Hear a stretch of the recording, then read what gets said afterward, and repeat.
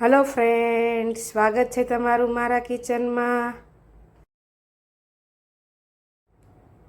તો હવે ઉનાળાની શરૂઆત થઈ ગઈ છે, તો ગરમીમાં પીવાતું આજે આપણે સ્પેશિયલ સમર ડ્રિંક બનાવીશું, જે શરીરમાં લૂ પણ નહીં લાગવા દે અને કાળઝાળ ગરમીમાં શરીરને ઠંડક આપે તેવું, પાચન શક્તિ અને ગરમીના કારણે શરીરમાં થતો ગેસ, અપચો દૂર કરે તેવું એકદમ ટેસ્ટી એવું સમર ડ્રિંક, જેમાં આપણે ખાંડ કે સાકરનો પણ ઉપયોગ નથી કરવાના, તો પણ એકદમ ટેસ્ટી બનશે. જો રેસીપી ગમે તો વધુમાં વધુ શેર કરજો, અને મારી ચેનલ ઉપર નવા હો અને સબસ્ક્રાઈબ ન કર્યું હોય તો જરૂરથી સબસ્ક્રાઈબ કરી લેજો, જેથી તમને મારી આવી હેલ્ધી અને નવી નવી રેસીપીના નોટિફિકેશન મળતા રહે.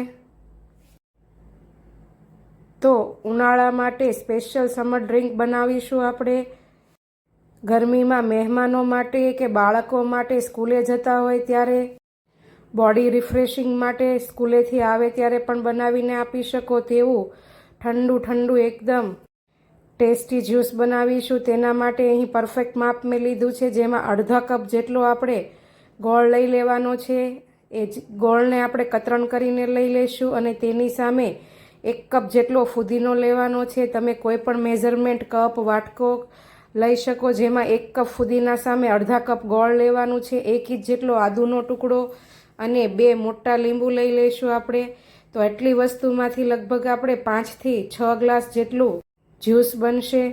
જો તમે મહેમાનો માટે બનાવતા હો તો આ રીતે પરફેક્ટ માપથી બનાવી શકો. હવે મિક્સચરના ચટણી જારમાં આપણે ફુદીનો લઈ લઈશું, તેમાં જે ગોળ આપણે કતરણ કરીને રાખ્યો છે તે એડ કરીશું. આદુની છાલ ઉતારીને તેના નાના ટુકડા કરી લઈશું. લીંબુનો રસ કાઢીને એ પણ નાખીશું, અને 3 થી 4 આપણે બરફના ટુકડા કરીશું, જેથી જ્યુસ બનાવીએ ત્યારે ફુદીનાના લીધે તેનો કલર એકદમ ગ્રીન એવો જ જળવાઈ રહે, અને આવું એકદમ પલ્પ જેવું આપણે ક્રશ જેવું તૈયાર કરી લેવાનું છે. આ પલ્પને તમે સીધું પણ જ્યુસ બનાવી શકો, કે પછી જો તમને ક્રશ ન ગમતો હોય તો ગળી ન લઈ શકો, પણ બને ત્યાં સુધી ક્રશ વાળું જ્યુસ જ બનાવવું. ફુદીના અને આદુના ક્રશના ટેસ્ટ સરસ આવશે. એટલે હવે આપણે 2 ગ્લાસ જેટલું પાણી લઈ લઈશું, ને તેમાં 1 ટ્રે બરફની એડ કરીશું, એટલે એકદમ ચિલ્ડ વોટર થઈ જશે. તમે સીધું ફ્રીજનું પાણી પણ લઈ શકો, અને જો બરફ આવી રીતે નાખો તો થોડી વાર માટે હલાવીને આવી રીતે બરફનું પાણી કરી લેવાનું, જેથી એકદમ ઠંડુ એવું થઈ જાય તૈયાર. અને હવે જે આપણે પલ્પ તૈયાર કર્યો છે તે તેમાં એડ કરી દઈશું. છે ને એકદમ ઇઝી રીત, ગમે ત્યારે મહેમાન હોય કે બાળકો માટે સ્કૂલેથી આવે જાય ત્યારે બનાવવું હોય તો પણ ફટાફટ બની જાય તેવું જ્યુસર જારમાં આવી રીતે આપણે પાણી એડ કરીને તેમાં રહેલો પલ્પ પણ લઈ લઈશું, અને બધાને બરાબર પાણીમાં મિક્સ કરી દેવાનું છે. અને હવે તેના ટેસ્ટ માટે આપણે તેમાં 1 ચમચી જેટલો ચાટ મસાલો એડ કરીશું. તમે છાશનો મસાલો પણ એડ કરી શકો, કે પછી સંચળ એકલું પણ નાખી શકો. મેં અહીં અડધી ચમચી જેટલું સંચળ એડ કર્યું છે.